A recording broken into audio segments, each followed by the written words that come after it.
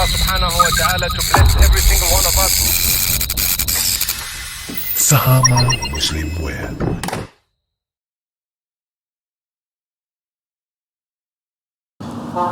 Nah, kita masuk nih ya. Jadi kita lihat nih di awal di kitab ini apa yang ditulis oleh Al-Imam Ibnul Qayyim rahimahullah ta'ala. Beliau memulai dengan Bismillahirrahmanirrahim ya. Bismillahirrahmanirrahim. Memulai dengan Bismillahirrahmanirrahim. Ini merupakan budaya, bukan budaya, tapi bisa dibilang kebiasaannya para ulama seperti itu. Ketika mereka memulai kitab-kitab mereka, memulai karya mereka itu senantiasa memulai dengan Bismillahirrahmanirrahim. Ya. Itu Ustaz, Pertama, itu yang pakai Bismillahirrahmanirrahim di awal kitab itu sebagai penghormatan untuk kitab atau gitu? nah ini dia. Kenapa para ulama memulai karya mereka itu dengan Bismillahirrahmanirrahim? Ya. Dijelaskan oleh para ulama yang lain, ini sebagai bentuk mengikuti ya kitabullah Al-Qur'anul Karim, di mana Allah Subhanahu wa taala memulai ya kitabnya itu kan disusun Al-Qur'an itu dari Bismillahirrahmanirrahim di awal. Ya bahkan setiap mulai surah baru dimulai dengan Bismillahirrahmanirrahim. Ya kecuali satu surah. Surah apa itu? Allah. At-Taubah, Masya Allah. Kayaknya ini baca aja. bukan baru hijrah ini namanya. Ini kayaknya Pernah dengar ceramah-ceramah ya? oh gitu. Masya Masya Allah. Iya. Nah, jadi begitu ya. Di dalam Al-Quran ya, kita tahu Al-Quran dimulai dengan Bismillahirrahmanirrahim, dan pada setiap permulaan surah baru. Begitu juga ini dalam rangka mengikuti sunnah Nabi SAW ya, mengikuti sunnah Nabi, di mana Rasul kita Muhammad SAW, beliau salah satu metode dakwahnya kita tahu, yaitu beliau mengirim risalah ya, menulis risalah. Tentu ada juru tulis beliau itu para sahabatnya yang menulis surat-surat itu, yang kemudian surat tersebut dikirim beliau kepada para pembesar-pembesar kaum, kepada para raja ya gitu. Jadi itu salah satu metode dakwah beliau, nggak hanya dengan komunikasi seperti ini ngobrol, tapi beliau juga mengirim surat kepada orang-orang besar, pada para raja. Nah, setiap kali beliau menulis suratnya Bismillah juga, Ustaz. beliau memulai dengan Bismillahirrahmanirrahim. Sedikit Ustaz, tadi Ana dengar kata syasir kan, Masya Allah beliau kan. Satu surah yang nggak ada bacaan Bismillah itu surat Surah At-Taubah ya? Surah At-Taubah. Itu kenapa Ustaz? Kenapa dia nggak memang ya, ibaratnya jadi pertanyaan juga kan bagi Ana. Semua ada Bismillahnya, tapi di surah tersebut nggak ada Bismillahnya. Iya. Wallahu alam. Kan tetapi tidak ada jawaban yang pasti, hanya para ulama berijtihad ya. Para ulama menyebutkan kenapa sih, atau hikmahnya apa, kenapa Allah tidak menaruh Bismillahirrahmanirrahim di awal surah At-Taubah ini ya. Sebagian ulama mengatakan bahwasannya karena di dalam surah At-Taubah ini banyak berbicara tentang jihad, Lalu tentang peperangan ya. Kita tahu ya, mungkin kalau udah berbicara tentang jihad ya, peperangan seperti itu antara kaum muslimin dengan orang-orang kufar misalnya ya. Gambaran kita kalau mendengar namanya peperangan, jihad itu pasti banyak pertumpahan darah, kekerasan dan lainnya sebagainya. tidak ada kasih sayang di dalamnya. Tidak ada kasih sayang di dalamnya. Oh ya. Sehingga nama Allah tadi yang penuh dengan makna kasih sayang, Ar-Rahman, Ar-Rahim, ya Maha Pengasih, lagi Maha Penyayang, ya gitu. Sehingga sepertinya kurang tepat atau kurang cocok kalau diletakkan di dalam surah ini. Ya seperti itulah kira-kira. Ya tapi ini juga ijtihadnya para ulama, ya mengambil hikmah di balik hal tersebut. Ya tentu Allah lebih tahu ya kenapa Allah tidak meletakkan kalimat Bismillahirrahmanirrahim di awal surah At-Taubah. Ya wallahu a'lam bishawab. Nah, Kita lihat lagi. Jadi itu dua hal tadi. Pertama mengikuti kitabullah, kedua mengikuti sunnah Nabi SAW. Dan diantaranya lagi, kenapa sih kita hendaknya ketika kita memulai sesuatu, hal-hal yang baik terutama, ya kita memulai dengan Bismillahirrahmanirrahim. Ya ini sebagaimana hadis Nabi SAW. Ya, hadis ini memang sebagian ulama ada yang menyatakan hadis ini hadis lemah, ya. Tapi sebagian ulama lain mengatakan hadis ini hadis sahih seperti Syekh bin Baz, ya. Apa itu hadisnya? Hadis ini Nabi SAW bersabda, kullu amrin zibalin la yubda bi basmalah fahuwa abtar.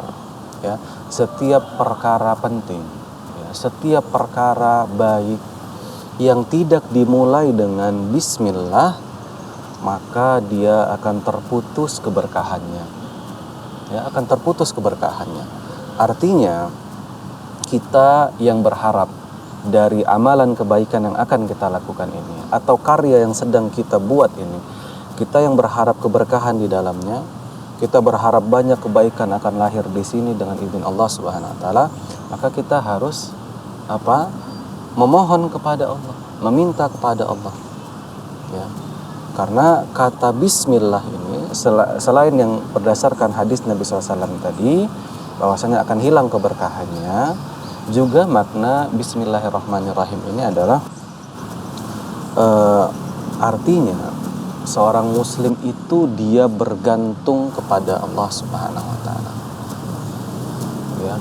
Ketika dia hendak memulai sesuatu, ketika dia memulai dengan nama Allah lagi Maha Pengasih lagi Maha Penyayang, ya. Makna kata bi di situ, bismillah, dengan nama Allah. Para ulama menjelaskan, ya. Makna kata bi di sini adalah isti'anah. Isti'anah itu artinya memohon pertolongan. Dari siapa? Dari Allah Subhanahu wa taala. Ya, jadi kata bismillah ini seperti simbol bagi kita.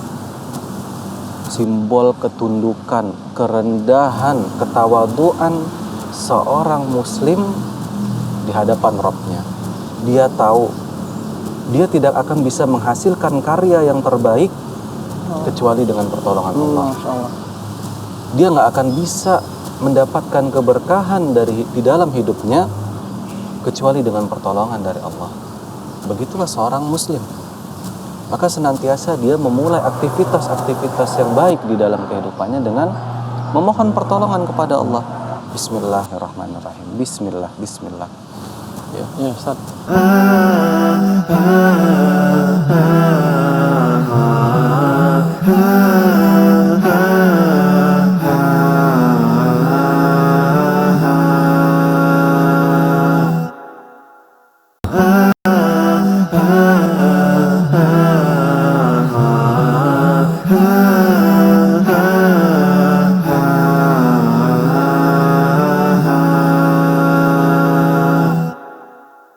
Saat jadi ada timbul pertanyaan lagi kan ada nih Sat, kadang-kadang kan anak sholat di masjid A, sholat di masjid B, kadang-kadang kan tadi kita membahas segala sesuatu dan ayat dimulai dari bacaan bismillah.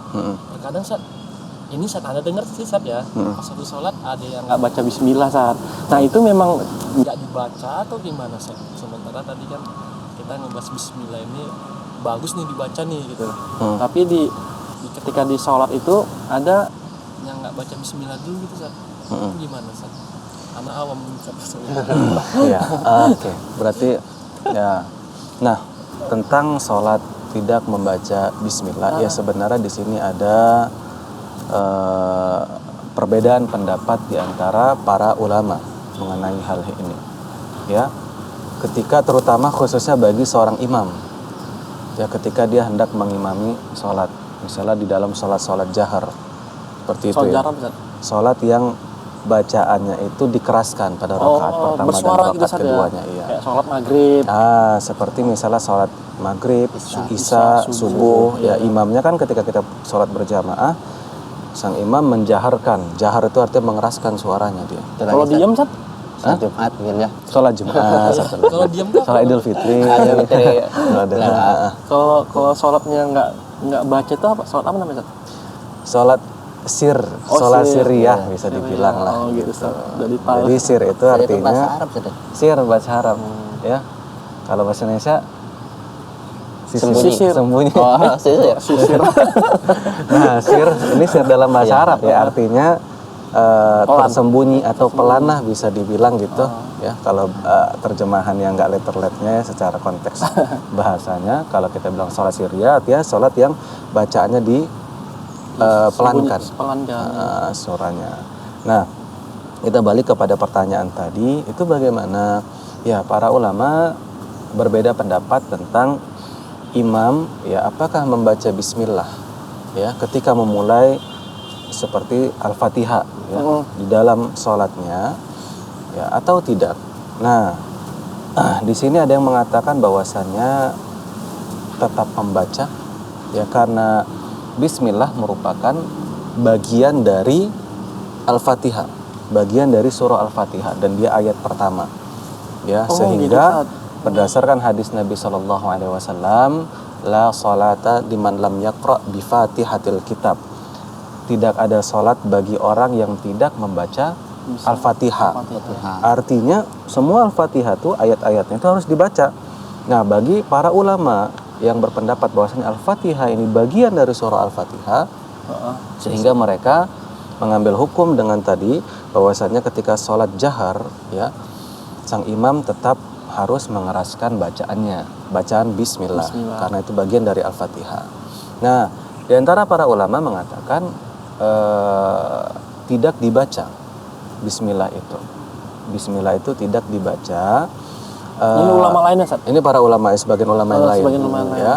Sebagian ulama lain mengatakan bismillah itu tidak dibaca berdasarkan hadis Nabi berdasarkan hadis ya, athar dari para sahabat di mana ada salah seorang sahabat mengatakan, aku pernah sholat di belakang Nabi, di belakang Abu Bakar As-Siddiq, di belakang Umar bin Khattab, di belakang Utsman bin Affan, dan aku tidak pernah mendengar seorang pun dari mereka yang membaca bismillah ketika memulai Al-Fatihahnya. Ya, jadi mereka langsung memulai dengan Alhamdulillahirabbil alamin. Nah, seperti itu. Nah, ini pendapat yang mengatakan bahwasannya tidak membaca bismillah. Ya, ada pendapat yang pertengahan ya, dan ini pendapat ini wallahu alam bishawab, ini lebih saya cenderung kepada pendapat yang ketiga ini mengatakan bahwasannya imam tersebut tetap membaca Al-Fatihah tetapi sir bacaannya disirkan, dikecilkan. Baca bismillah. Bismillah. Oh, baca bismillah. Ya. Bismillahirrahmanirrahim. Kemudian diangkat Alhamdulillahirabbil alamin. Begitu. Pendapat jadi imam bismillahnya pendapat ini karena mengambil tadi berjaga-jaga, ini lebih mengambil sikap hati-hati. Tapi bacanya pelan-pelan. Tetap mengambil berpegang dengan hadis tadi yang mengatakan bahwasanya ada seorang sahabat yang mengatakan, aku sholat di belakang Nabi, Abu Bakar, Umar, Utsman, nggak pernah dengar bismillah. Nah, para ulama ini mengambil hadis ini dan mengambil juga pendapat yang mengatakan nggak ada sholat jika tidak membaca Al-Fatihah. Ya, termasuk di sebagian Al-Fatihah adalah bismillah. Nah, sehingga ulama yang berpendapat bahwasanya bismillah juga bagian dari Al-Fatihah ya, dan mengambil lagi tadi hadis tentang tidak ada sholat jika tidak membaca Al-Fatihah, menggabungkan lagi dengan hadis tadi bahwasanya tidak dengar dari Nabi, dari Abu Bakar, Utsman, Umar gitu kan membaca bismillah.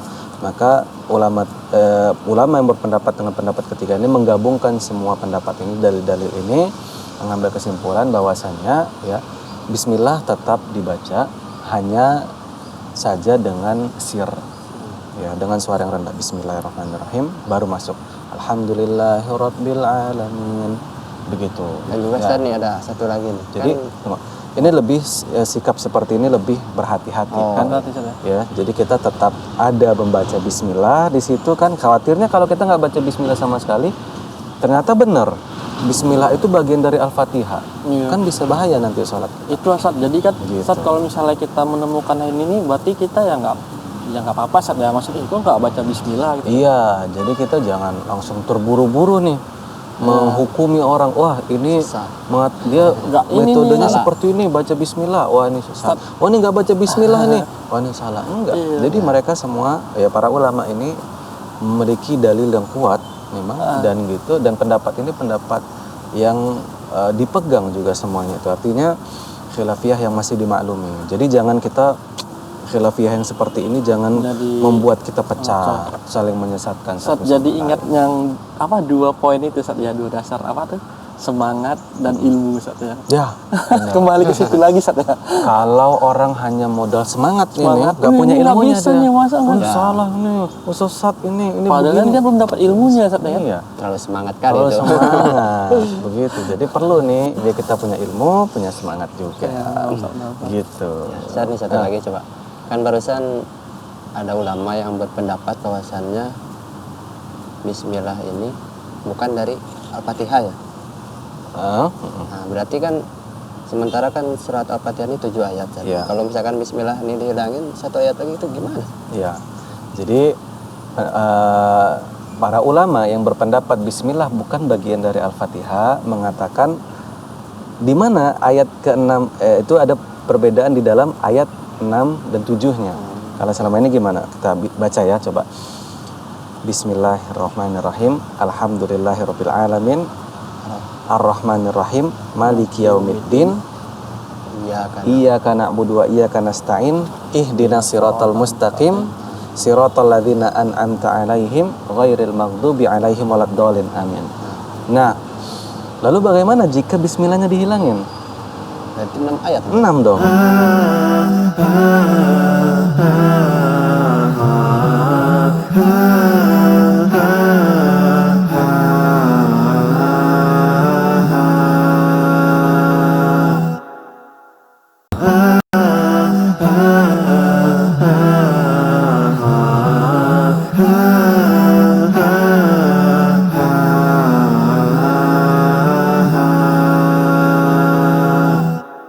Bismillahirrahmanirrahim. Alhamdulillahirabbil alamin.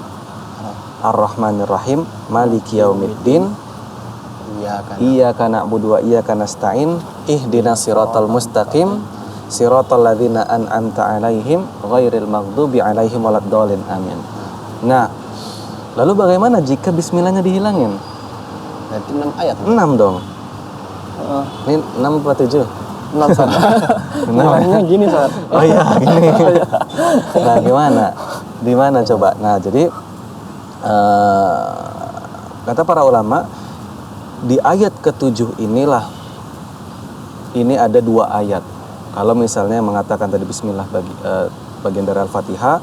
Nah, yang mengatakan bismillah bukan, ini ada 2 ayat di dalam ayat ke terakhir ini. Siratal ladzina an'amta 'alaihim.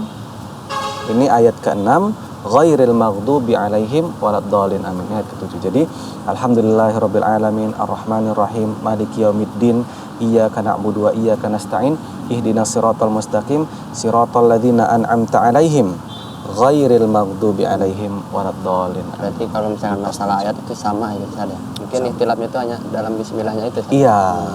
Gitu. Al-Fatihah tetap 7 ayat. 7 ayat. Iya, memang 7 ayat. Gitu. Nah, jadi memang luar biasa Al-Fatihah. Namanya bismillah ini. Bismillah itu merupakan simbol ketundukan, kerendahan hati seorang hamba, ketawaduan seorang hamba di hadapan Rabb-Nya. Dia tahu, dia menyadari dirinya itu lemah. Dirinya itu tidak dapat mendatangkan kebaikan apa-apa. Dirinya itu tidak bisa menghindari mudarat apa-apa kecuali dengan pertolongan Allah Subhanahu wa taala. Jadi kita tuh sangat butuh sekali dengan pertolongan Allah. Dan juga Ustaz, satu lagi coba. Yang tentang hadis tadi itu yang Kullu amrin tibalin la yubda bi bismillah aw bil basmalah fahuwa abtar. Jadi setiap sesuatu itu kalau misalkan tidak diawali dengan bismillah, maka tidak diberkahi gitu. Iya. Nah, jadi saya bisa kesimpulan Ustaz, gitu kan. Kitab ini pakai bismillah, gitu kan. dikarenakan pakai bismillah dan juga berkah, jadi kita bisa belajar juga gitu Ustaz kitab ini. Jadi bisa kita pelajari. Iya. Itu Insya Allah. salah Jadi satu berkahnya itu, Pak. jadi Maksudnya gimana, Ustaz? harapannya kan gini. Ya, Bisa. beliau berharap karya beliau ini. Iya, jadi bisa kita baca, itu kan sebuah keberkahan gitu. Oh, Kita belajar, kita Ya, bidikan, itu bisa sebuah bentuk dimanfaat. keberkahan. Keberkahan sudah. Ya, buku beliau sampai sekarang ini masih ada di tangan, sampai di tangan kita sekarang. itu satu keberkahan saja. Itu satu keberkahan. Oh iya iya iya. Padahal beliau itu tahu nggak hidupnya? Beliau tuh lahir dari tahun kalau Masehinya itu tahun 1291 Masehi. Berarti kalau sekarang ini tahun 2023. Ya. Berarti udah berapa tahun itu? Bedanya Banyak, jaraknya Ustaz. dari kita. Udah 800-an tahun. Masih Ya. ada saja. Iya. Sampai sekarang bukunya nih masih dipelajari oleh kaum muslimin, termasuk kita yang ada di sini. Ini salah satu bentuk keberkahan dari buku ini. Jadi Allah, kita meminta tolong dengan bismillah tersebut, mungkin Allah menolongnya gitu. Iya. Begitu. Allah akan membantu dia, memudahkan dalam menyelesaikan karyanya, memudahkan dia dalam mengerjakan amal baik yang hendak dia kerjakan. Sehingga tidak hanya itu, tapi juga apa yang dia kerjakan itu akan mendatangkan kebaikan-kebaikan lainnya lagi. Karena makna berkah itu adalah kasratul khair, banyaknya keberkahan, banyaknya kebaikan. Ya, jadi mudah-mudahan ya kita melihat ini buku ini dimulai dengan Bismillahirrahmanirrahim. Mudah-mudahan kita pun akan bisa merasakan banyaknya keberkahan yang ada di dalam buku ini. Karena apa? Karena penulisnya ya orang yang sangat bergantung dengan Allah Subhanahu wa taala. Ustaz, ini bukunya belum masuk aja, Anda udah ngelihat hal-hal besar yang udah terbuka. Ustaz. Itu baru bismillah. Dari kemarin yang kita jumpa sama Haikal, baru bismillah ini hal-hal besarnya udah tergambarkan. Masya Allah, begitulah para ulama itu. Jadi dari awal saja kita kalau itu enaknya kalau kita belajar ya, kita mengkaji sama guru gitu kan, kita bisa banyak mendapatkan faedah gitu kan. Nah itu tadi bismillah. Jadi perlu diingat baik-baik, siapapun kita, apapun kegiatan kita, ya kegiatan baik ya tentunya. Tentu seorang muslim akan menghindari kegiatan-kegiatan buruk, kegiatan-kegiatan yang tidak bermanfaat bagi dirinya. Nah, apapun itu kegiatan kita yang baik, maka bersemangatlah, punya ilmu untuk mengerjakannya, dan senantiasa jangan lupa ketika hendak memulainya, mintalah pertolongan dari Allah. Mintalah pertolongan dari Allah. La haula wala quwata illa billah. Tidak ada daya dan upaya kecuali itu semua dari Allah Subhanahu wa ta'ala. Nabi sallallahu alaihi wasallam bersabda, ihris ala ma yanfa'uka wasta'in billah wala ta'jiz. Bersemangatlah dalam mengerjakan apa-apa yang bermanfaat bagimu. Oke nih, kita udah semangat ini pengen mengerjakan hal yang bermanfaat. Terus semangat kerjakan. Tentu dengan catatan hal yang bermanfaat ya, bukan hal yang tidak bermanfaat. Kemudian tidak hanya modal semangat. Ingat kata Nabi, wasta'in billah. Dan memohon pertolongan kepada Allah. Mohon pertolongan kepada Allah. Jangan kita cuma modal semangat. Jangan kita cuma mengandalkan diri kita sendiri untuk mendapatkan kebaikan. Wallahi, kita nggak akan mampu. Kita nggak akan mampu. Jadi maksud Ustaz mungkin gini ya Ustaz. Gimana? Jadi kita melakukan sesuatu itu dengan semangat karena Allah Subhanahu wa taala gitu ya. Bukan. Benar. Jadi benar, satu hal yang bermanfaat. Satu hal yang baik. Ya, itu semua itu apalagi ibadah itu harus kita kerjakan karena Allah, lillahi ta'ala. Iya kan, maksudnya gini, hal yang bermanfaat itu ketika kita mau mengerjakannya, kita harus minta tolong sama Allah. Harus minta tolong. Ya Allah, mudahkan urusan hamba ini. Ya Allah, mudahkanlah aku untuk mengerjakan ini. Ya. Walaupun kadang nggak terlintas dengan diri kita, tapi bisa jadi hati kita yang bergantung kepada Allah. Kita merasakan bahwasanya aku nggak akan mampu bisa pergi ke masjid untuk mengerjakan sholat berjamaah kalau bukan karena pertolongan Allah. Aku nggak akan mampu duduk di sini bermajelis seperti ini, ngobrol hal yang bermanfaat kalau bukan Allah memberi taufik kepada kita bisa sampai di sini. Aku nggak akan bisa berbakti kepada orang tua kalau bukan karena pertolongan Allah. Jadi semua amal soleh, semua hal yang bermanfaat yang ingin kita kerjakan, kita yakini. Kita yakini apa? Bahwasannya kita nggak akan mampu bisa mengerjakan itu kalau bukan karena pertolongan Allah. Maka minta sama Allah. Maka kata Nabi, wasta'in billah. Mohonlah pertolongan kepada Allah untuk mengerjakannya. Ya, untuk mengerjakan hal tersebut, untuk mencapai tujuan kita itu. Mohon. Dan wala ta'jiz. Janganlah kalian lemah. Ya, tetap semangat, tetaplah memohon pertolongan kepada Allah, maka insya Allah kita akan mendapatkan apa yang ingin kita kejar tersebut. Jadi saya minta pertolongan kepada Allah itu lewat doa atau gimana? Pertolongan kepada Allah seperti apa? Nah tentu banyak. Itu tadi perlu ilmu. Insya Allah nanti pelan-pelan kita akan belajar.